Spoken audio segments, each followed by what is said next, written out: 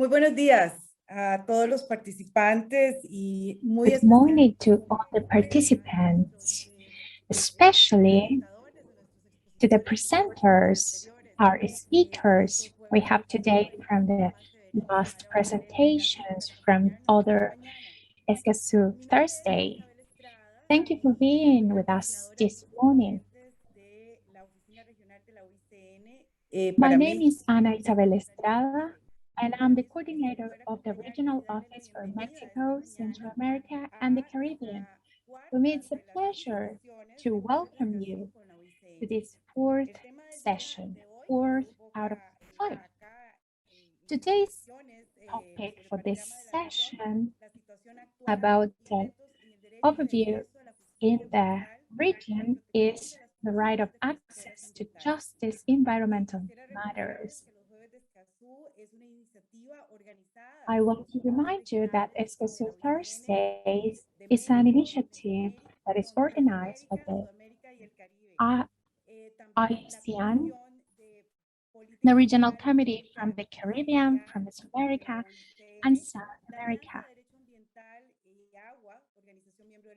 We also have the Alianza Derecho Ambiental y Agua, Alliance of Environmental Rights and Water, with the goal to setting the pavement to contribute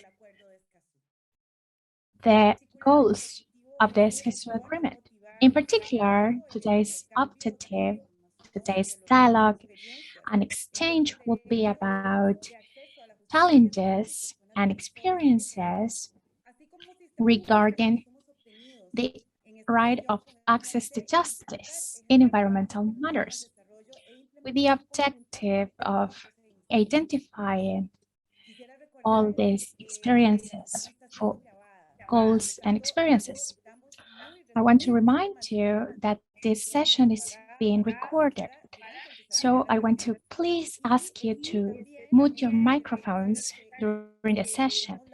And I also want to remind you that we have the option of simultaneous interpretation there in the lower part of your screen. You have the icon to change the language. I also remind you that the chat is available so you can share your questions and concerns. In this first part of the session, we're going to listen to the presentation about the right of access to justice in environmental matters by Andrés Napoli, Executive Director of Fundación Ambiente y Recursos Naturales. In the second part, we're going to have a workshop where participants will discuss the overview in each of their countries. We will also identify challenges and obstacles and innovative initiatives that are appearing in the region. Now I want to do a brief summary about Andrés Napoli experience. He's a lawyer from Universidad de Buenos Aires. He has a master in environmental law from Universidad del País Vasco. He has worked at FARN since 1998 and has been its executive director since May 2013. He's member of the collegiate body established in the Supreme Court of Justice of the nation in charge of the control of the sanitation plan of the Matanza Riachuelo Basin, the most polluted basin in the country in Argentina. Object of a famous ruling of justice there and a case study around the world. He's the elected representative of the public to the Escazu Agreement Negotiating Committee. He's a postgraduate lecturer at the Law School of the Universidad Nacional del Litoral, the Universidad Torcuato Di Tella, and the Centro de Estudios de la Actividad Regulatoria Energética of Universidad de Buenos Aires. He's director of Pulso Ambiental magazine and co-editor of the environmental law supplement of the newspaper La Ley. We welcome you, Andrés. Please remember you have 15 minutes and our participants have the opportunity to write their question in the chat.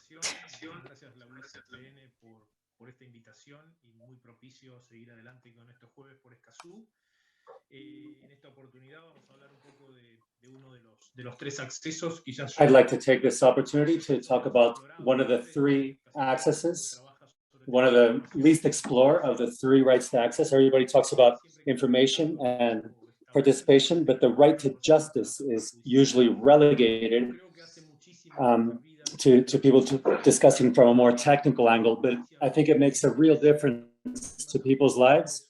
The right to access to justice, especially for environmental defenders, has everything to do with the possibility of exercising our rights.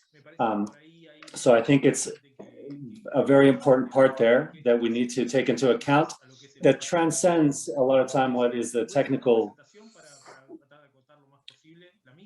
aspects of things. I'm going to make a brief presentation. I hope that we can see it on screen now. Please let me know if you can see it. Yes? Yes, we can see it. Great. Okay. This chapter on access to justice is one of the really transcendent chapters of the agreement of Escazu. It's almost the entire 8th article. And of course, I want to remind everybody and recognize and express my gratitude to all the people who worked on this process beyond the Secretariat. I'm very thankful to people from Chile and people from Trinidad and our colleagues who have lent us all their knowledge from Mexico, for example. They've been giving us all of their knowledge and expertise and all of the inputs that we have needed. I would also like to remember the case of certain environmental defenders, and many of whom are present at this meeting. So I think there we have to really express our recognition and our gratitude for why we have these provisions in the agreement. It's thanks to all of their hard work. So without any more introductions, I'm going to get to the point. Of course, the principle number 10 from the Rio Summit establishes the right to access to justice, especially the last paragraph, the principle of providing effective access to judicial and administrative processes. So all the resources that must be provided that have to do with that are mentioned there in the agreement. This access to the access to information, the right to access to information and participation are important. They allow us to take into account all the perspectives of all the actors, but it's not possible to develop these rights if we do not guarantee a right to access. Now, in Argentina is a country that has an important precedent. In fact, we mentioned an emblematic Supreme Justice course in the introduction, but there are many other cases. The lack of response to public policy have allowed public organizations to achieve some headway in this regard in Argentina. So a lot of times the response to judicial sentences are only one of the roads. Other stages are undertaken based on this. And now with the Escazu agreement, it gives us new tools. These are the guarantees established in the Escazu agreement. Of course, is that right to access to justice, so that people can reclaim their rights. If environmental defenders can demand justice, but it doesn't stay there. There's also the pathways towards access to justice. There's a factor that is not taken into account, that's very technical, that says that, let's say, the possibility to access justice is not just courts accepting our cases. It is also them to be receptive, and the judicial processes need to be transformed to be receptive. So this is a very complex and different subject than what is normally taken on by the courts. So usually courts take on interpersonal justice, or having to do with land and resources, but this is a very different theme. We need public policies, and we need to really compel the courts to take some access and compel the private sector or whoever's responsible to take action to try and heal whatever damage was done. So this is a new thing, and we need to transform the judicial process and the way that we understand these subjects, the judges and magistrates. So there is a mandate here. That is the mandate to protect nature, the environment. It is a mandate that transcends us and transcends the themes that we are usually grappling with. In Argentina, that is written into the Constitution. It says all citizen has the obligation to protect the environment as well as the authorities. So when we're talking about authorities, we're not just talking about the government, we're talking about the governor, but also all of the authorities, including the justice authorities. So that's why the Escazu agreement incorporates it in this way. And we're going to start looking at the guarantees. So there's a theme that's very important to take into account. Escazu transcends the initial mold that it was established, in the Argos agreement.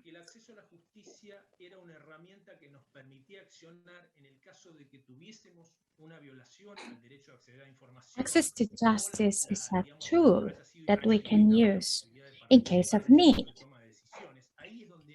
for processes of taking decisions. There's where this agreement of Argos, that is an background for Escazu agreement. If you see the 8th article of the Escazu agreement, we have there that each country has to guarantee the access to justice in environmental matters.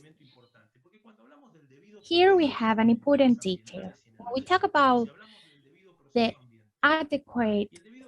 due process, this has a series of standards of different measures that I think that Escazu agreement in its 8th article is opening the door for that pathway. This agreement tells us that each country has to guarantee the access to this information. What for? So we can, in the process, take decisions, be aware of emissions, same thing regarding decision-making processes. Sorry about the interruption. If you could talk a little slowly to help our interpreters, please. Okay, I'll do it more slowly. And we only have 15 minutes, so I'm going to make it brief. So going back to the letter, and I'm really sorry to the interpreters, any decision that can affect negatively the environment or affect norms, rules, legislations, this means that access to justice is for any situation that affects environment in any way, even in legislations that could be against nature and environment. So, considering this context, I'm going to go through what the Escazu agreement is. In the first place, the Escazu agreement very cleverly looks for establishing a series of measures to allow us to access to justice. And something that implies the agreement is to generate the entities to access to this knowledge, to this specialized knowledge in environmental matters.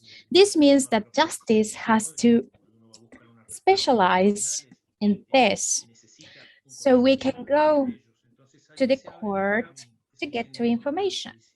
So paths are open regarding what specialized entities mean. It can be public organisms. It can also be the environmental courts as they exist in Chile, for example. It can also be entities connected to the legal advisory board. They can also be administrative. The countries will be able to adapt this regarding their needs. In Argentina, I think we should have a public ministry to help people to do this, because environmental processes take really long, they're very expensive. People need specialized legal assistance, and people sometimes do not have the means to sustain this. So it's necessary that we have organs such as a special entity, a public ministry. Then we have three things that we can highlight in the Escazu agreement regarding this. The due process, the due environmental process has to comply with these things. We have to have effective procedures. This means that they must allow us to find answers and solutions, or at least alternatives to what we're needing. And of course, they have to be timely. So they should arrive on time to help us solve a problem. If I have a environmental problem, I cannot wait 6 years or 8 years. That it's what it takes to have an effective answer. So we have different principles incorporated in the Escazu agreement. And another important element is the costs that this has.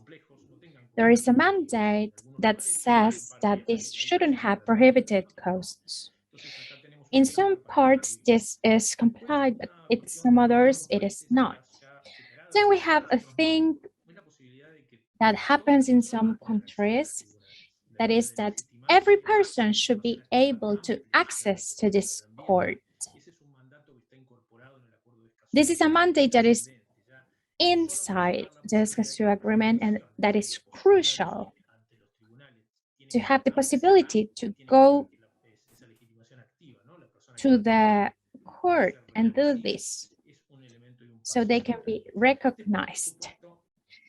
Then we of course have the possibility to imply different measures that are known as protective measures. So the damage can be undone immediately.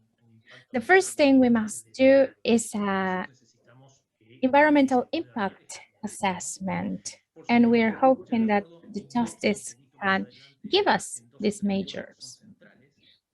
Then the agreement continues in 2 or 3 topics that are crucial. And this is really complex. We could talk the whole day about this, about what it takes to imply a case. And we have 2 topics that are representative, that are mentioned here. It's the possibility that a charge is inverted. So the person who receives the threat has to provide the proof. Or it can also be done by the person best prepared to, that is the second part of this. All of this has a different aspect. And now that we have it in an agreement, it is setting a framework, and organizers do not despair. I'm going to finish with this. Of course, what I was telling you, the important thing of access to justice is not to have a juridic recognized, but to find mechanisms to achieve this for execution and compliance. For all those people who are not related with the legal word, these decisions have to be implemented. If we think about pollution, we have to go on with public policies.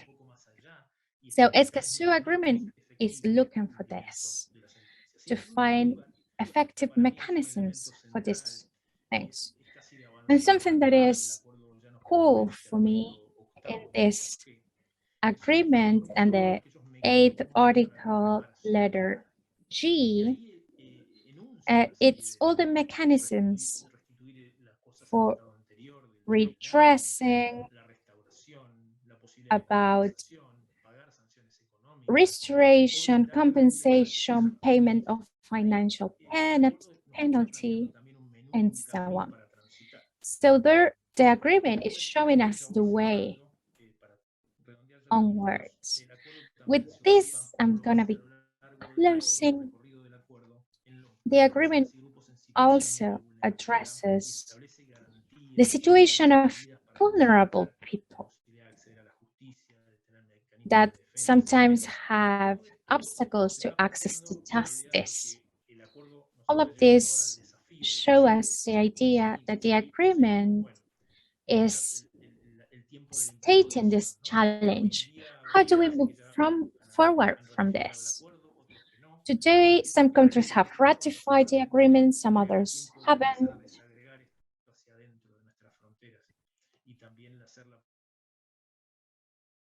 And this is also being discussed in Argentina, and we're doing it in our country and also outside the borders. We're having solidarity in the whole territory. I hope the interpreters forgive me. Muchísimas gracias, Andrés, por esa. Thank you very much, Andrés, for your intervention, and thank you for your understanding and the support to our interpreters. We are going to move on towards the questions. We remind you, you can use the chat for your questions. And at this time, we have a first question from Janet Benoit. It says, I would like to know the meaning of environmental defenders within the framework of the agreement. Well, really, the agreement does not mention environmental defenders. It talks about defenders in reality. The question is, there is no definition in the Escazu agreement for environmental defender. And it is a subject for those of us who have been in the negotiations that we have struggled with, and we have tried to come to terms with to establish minimally a definition of the people who we understand to be environmental defenders. But that has not been achieved. That it is basically those people who are linked to the defense of rights, specifically rights to access and generally environmental rights, people who are on the territory and who undertake this task. There are UN definitions that we can look at. That's going to be one of the tasks for the COP and for the implementation of the agreement, to establish the pathways to, these definitions and the pathways to guarantee rights to these people. But right now, people who we can know through Global Witness International reports or Amnesty International reports, who already have a definition. But now each country needs to establish their definitions and their procedures to define this very important topic. Thank you, Andres. We have another question here from Donald, and he asks us, what option is most positive? To build capacities in judges and ministers, or to establish special environmental tribunals, or can we establish both at once? I think that's an excellent question. I think for me, both are important. I don't think that, from my perspective, you can't have just one judge who understands environmental issues. We're talking about a problem that is that needs to take that needs to span the entire system. So countries like Argentina that say authorities have to be defenders themselves for the environment. Well, therefore, if they don't know the environmental issues, it's going to be hard for them to play that role. So I believe very strongly in capacity building and building awareness and just modernization of these concepts. A lot of us come out of the university and walk through life, and these new subjects come up, and it's important that we have a new education or capacity building. So we also need to work on having special tribunals. I am more inclined towards special ministries or special prosecutors, and judges, of course, have to have the knowledge so that they can rule on the cases. But yeah, we have to really formalize the parts. Thank you so much, Andres. I think we have time for one more question. Daniel Cardona asks us, 1 minute, what proposals are there now for the population to come to know what the systems and the institutions are for them to access their right to justice? Do you have an example in Argentina? I would say that in Argentina, I want to be a little more broad in terms of environmental defense. The environmental defenders defense takes many paths. Justice can be one of them, but there are also institutions like an ombudsman who has also helped and has worked a great deal in the defense of the environment. In the case of Argentina, this is a constitutional mandate, but it's been 10 years since an ombudsman has been named. So the ombudsman must be named by a majority of the Congress. So since we don't have a majority, there's no ombudsman right now, even though the ombudsman in the past promoted the case of Riachuelo, which is an emblematic landmark case. So how can we guarantee that people know what rights they have and their right to access? Well, we need to really provide access to justice, and this can be done through public audiences. But there is a real debt on the part of justice. The justice institutions cannot be closed behind four walls and just speak through sentences. No, I mean, yes, they have to speak through sentences, but they have to speak directly to the people, especially these emblematic cases, these public interest cases. Nobody defends the environment because they just feel like it. They're doing it because they're seeking answers.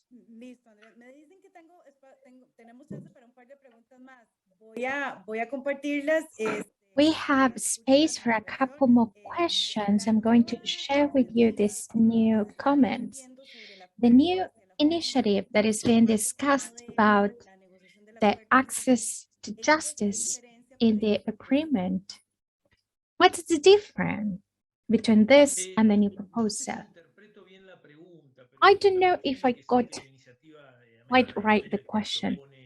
I understand that the initiative that Latin America is proposing regarding access to justice in general, it's very related to the Escazu agreement. They have taken the Escazu agreement as a way to move forward. It's great to establish Latin American standards regarding access to information, especially environmental information. But I always emphasize that environmental topics are very specific. It's really different, completely different from human rights, for example. So each thing has to find its own place to provide a concrete answer. And in this, I want to be really specific. I think that we have to pay special attention regarding the time. We cannot be waiting lifetimes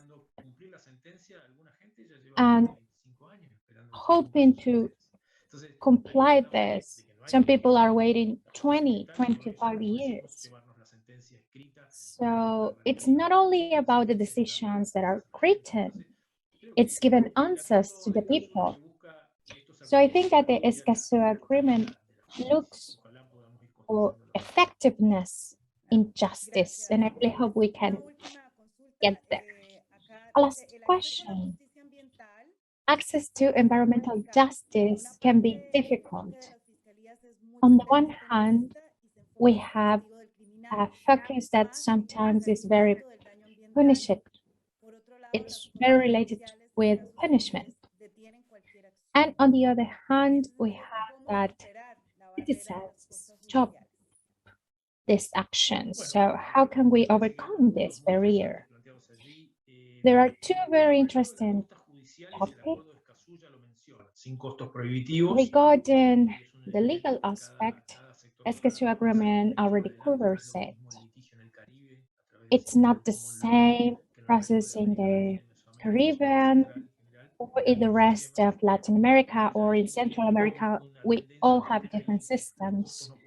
But there is a tendency that costs cannot be a barrier. It cannot be stopped, the access to justice, because there are not funds. There is a public interest in this, in covering something that the state is not covering. On the other hand, what they imply, it's true that these offices are very related with punishment. And what we need is that public agencies really take care from these public aspects.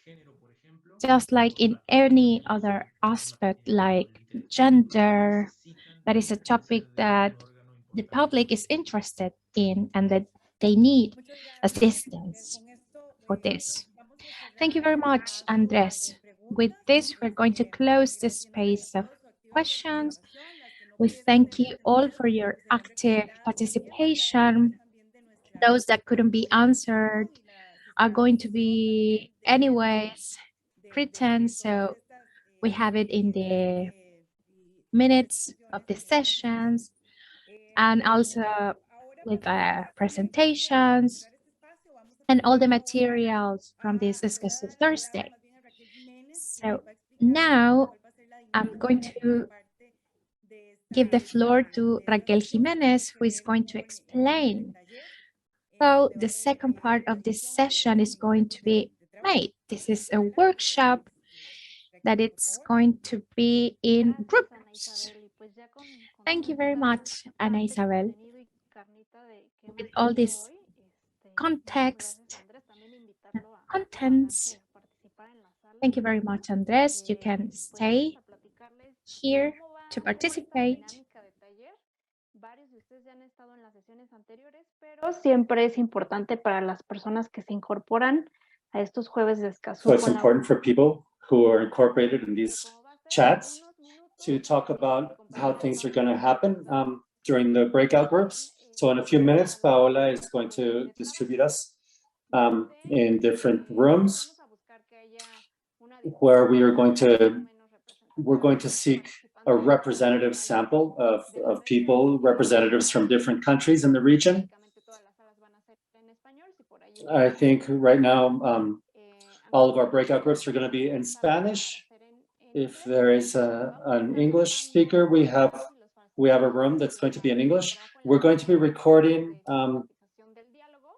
the work in the breakout groups to systematize the dialogue, to organize our dialogue. Sorry, we have a tool called Concept Board where we're going to use these post-it notes to be able to put our inputs up.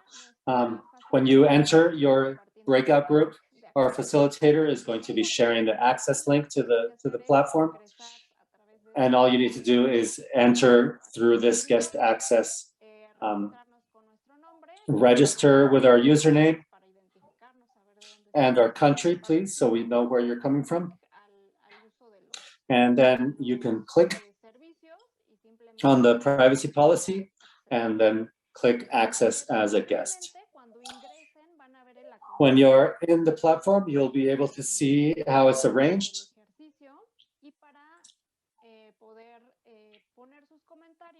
In order to be able to add your comments, you go to the top menu where you can see this icon here to create the post-its. You can click on that and put them into the box there and write your comments. You'll probably get this type of screen where you can change the size of the text. And you also have the tool here on the bottom left where you can zoom in or out within this little map of our platform. You can use this toolbar here to zoom in or out. In addition to that, you can select this little hand icon to move your post-it note around.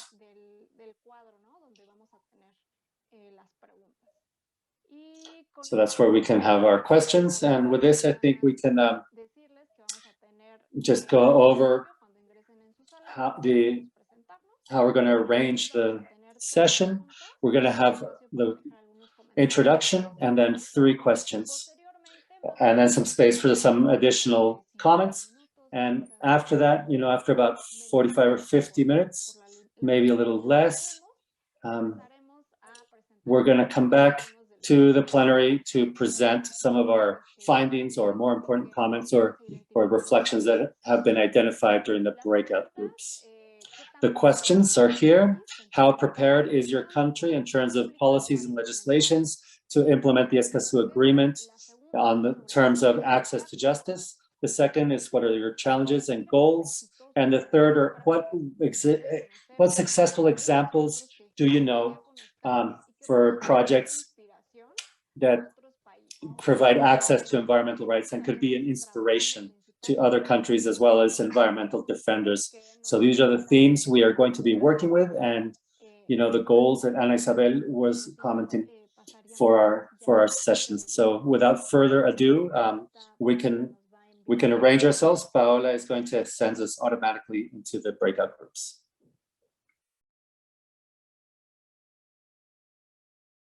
Nutritious, I'm sure. So we're going to share some of the findings we've generated on these breakout groups. So I will give the floor to each one of the group moderators. Group number 1, I understand it's Xiomara. Yes, Ana Isabel. It was a great pleasure to talk to everyone in the group. Excellent experiences were shared. We had people from Dominican Republic, Argentina, and Mexico mainly. Very interesting. With regards to how legislation is undertaken in terms of environmental justice. In Mexico, people think the issue is really implementation. In Argentina, several points were identified that can be improved upon. Very interesting, that have to do with what has been mentioned already in the great breakout group, having to do with the special tribunals and the development of other mechanisms and frameworks that can support, that can be clear with regards to, involvement and protection for environmental defenders.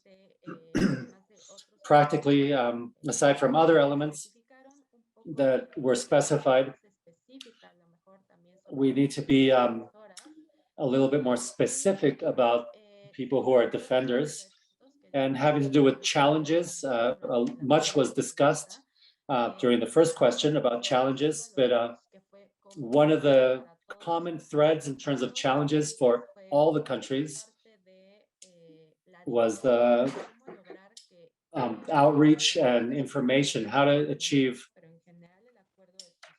widespread information and how to ensure that the Escazu agreement gets to all the people, especially vulnerable groups who present the biggest challenges in terms of access to information. Also,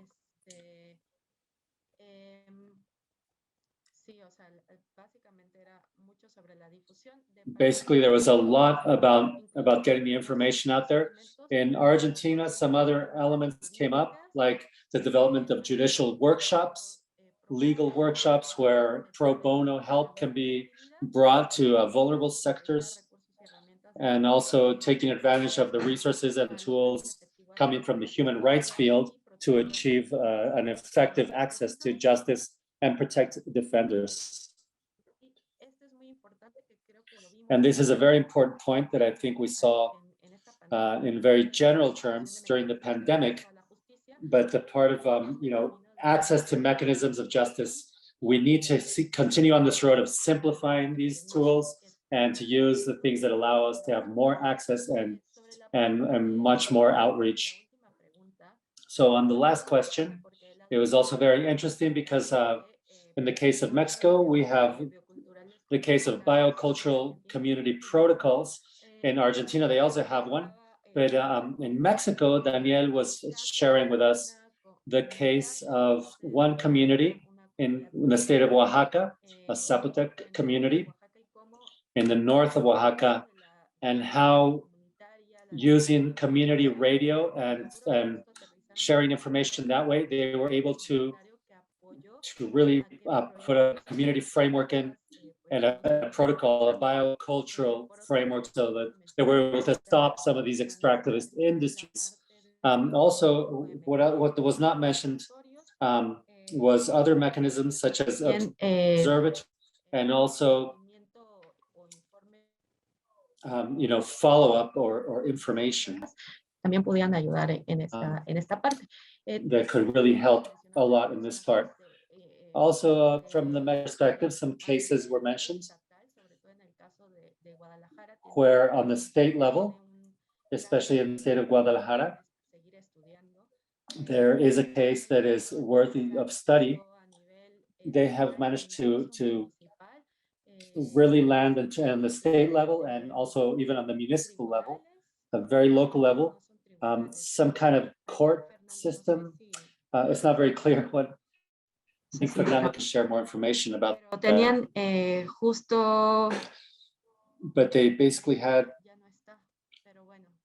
Oh, looks like Fernando has left. But basically, those were the comments from our group. Si alguien tiene algo más que agregar, por favor. Anybody has something else, please go ahead. Muchas gracias, Xiomara. Yo creo que no hay nadie más para. Thank you very much, Xiomara. I think there's nobody else to add from the group.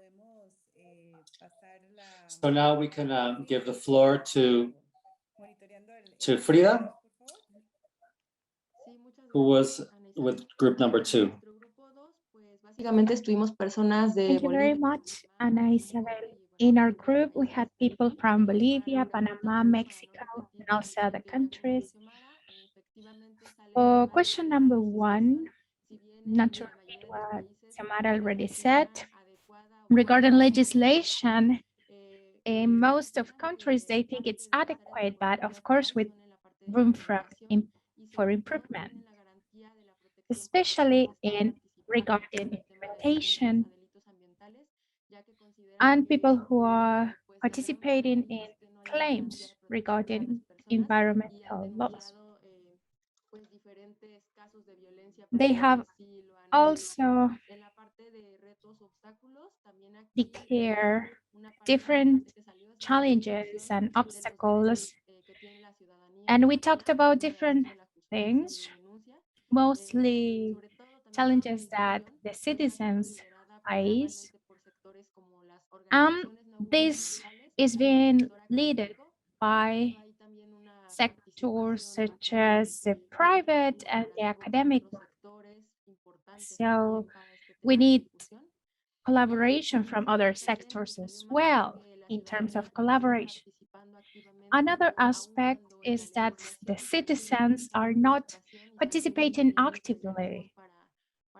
Although this document gives us a framework to do so. And we have identified that this lack of participation is due to fear or lack of knowledge about this. We also talked about success cases. We talked about collectives of women who are defending the environment and also social networks. that are, of course, socializing information about the environment as a complement to make visible the fights of different indigenous peoples from Bolivia, Uruguay, and other countries. Thank you. Good morning. My name is Fernando Montes de Oca. Can I intervene? I was telling you in group 1 that Mexico has experienced from 30 years with administrative measures for the protection of the environment. These agencies are in different parts of the country, and in Jalisco, we have from 2008 the first initiative that is being led by the people. Jimena and Jasmine asked me a document where these experiences are explained, and I want to share it with you all. The experiences that Jalisco has regarding this. We are fostering the administrative instance that are the closest to the people. The first example that we also have here at municipality level is in its environmental agency in the municipality. That's what I was saying in the group 1. I was without internet before. Thank you very much, Fernando, for your participation and for the clarification. It's really important. We'll now go with Raquel. She's going to talk about group 3. Yes, thank you. So here also, starting from the mention my colleagues did about, we have the laws, but it's implementation where we fail. I would just add to that in some cases, a mention was made that the coercive part of laws in terms of penalties, in many cases are very limited and very low, to put it one way. And also I forgot to mention that in our group, we had a very rich participation from Honduras, Argentina, Dominican Republic, Guatemala, Brazil, and Paraguay, and Mexico. So it was very interesting, our dialogue.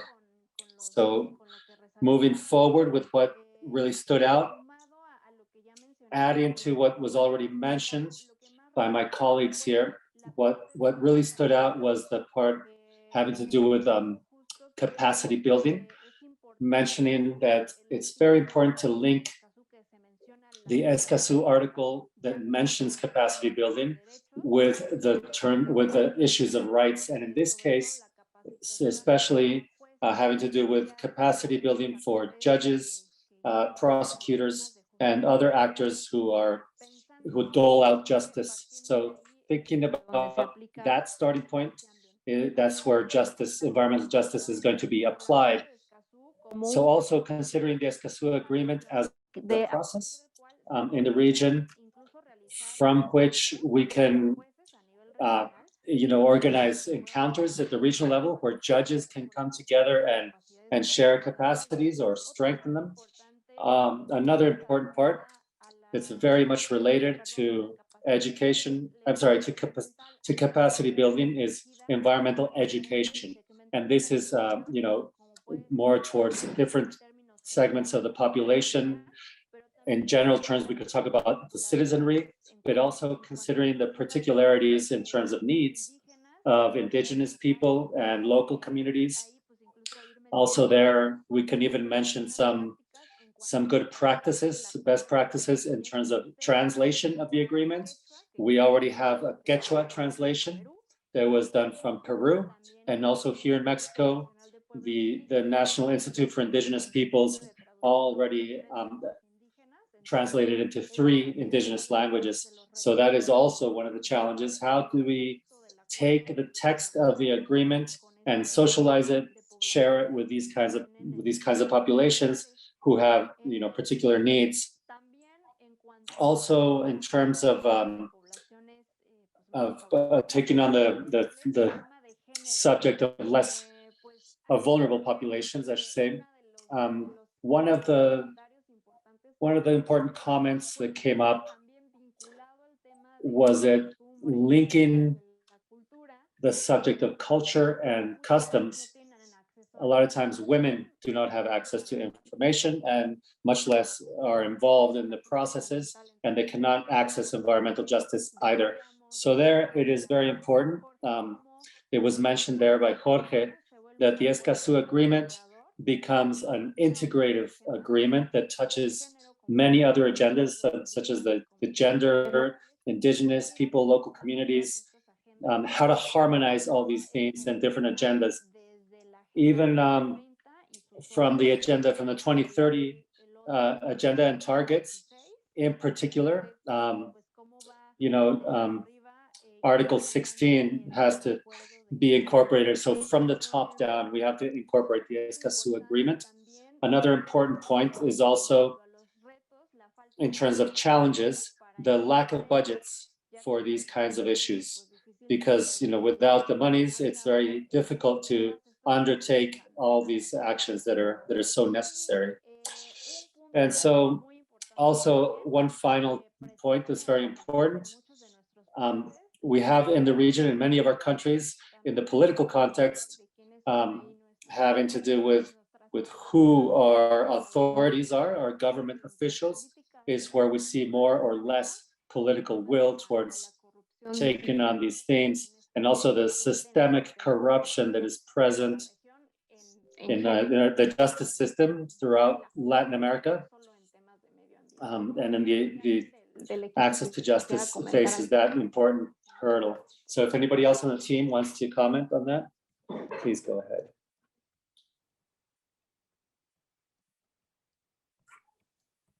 Bueno, si no hay comentarios adicionales, muchísimas gracias a Raquel por esta intervención. En este momento, pues damos por cerrada también la sesión, agradeciéndoles muchísimo su participación, sus insumos, sus experiencias para your inputs, your experiences to enrich this process. We remind you that all these inputs are going to be de identificar ejes de trabajo y también que puedan are going to be shared online, and also hopefully these can be pushed forward into other initiatives. Perdón, creo que tengo problemas con mi micrófono. Agradecerle también el apoyo a nuestros intérpretes nuevamente. I want to thank our interpreters also for their support in this task. De nada. And also invite everybody to register for next week's session. To register for next week's session or our session. That's next August 12th. Thank you very much. I will see you then and have a wonderful day. I would like to intervene, just a brief comment. This is Fernando Montes de Oca. I would just like to mention that there is a national network of environmental prosecutors, and also an organization that is a national organization of state associations. You can find them on the internet. Thank you very much and congratulations. Thank you very much, Fernando. Before I close, I would like to ask a question. Sorry, I'm from Panama. Our brilliant presenter today, I can't remember his name, but the judge, he mentioned a case study in Argentina, what is the name of that case, the landmark case? Yes, briefly, the name of the case is Beatriz Mendoza versus the national state against the contamination, the pollution of Riachuelo and Matanzas watershed.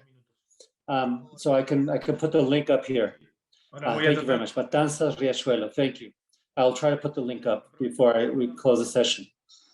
Also, greetings to all. Thank you very much. Thank you, Andres. Congratulations. I'm sorry I couldn't hear you, but I'm a friend of Jorge Franza. Participamos en el conversatorio, creo That's que ahí great. nos conocimos. Yeah, we met before. Thank you and greetings. Also, everything was recorded and we will share the link so you can see it as well as the translations. It's all recorded and we will share the link with everybody. Bye-bye. Good day to all and bye-bye all. Thank you very much to everybody. Gracias a todos. Saludos. Estará con Jimena el artículo que mencioné.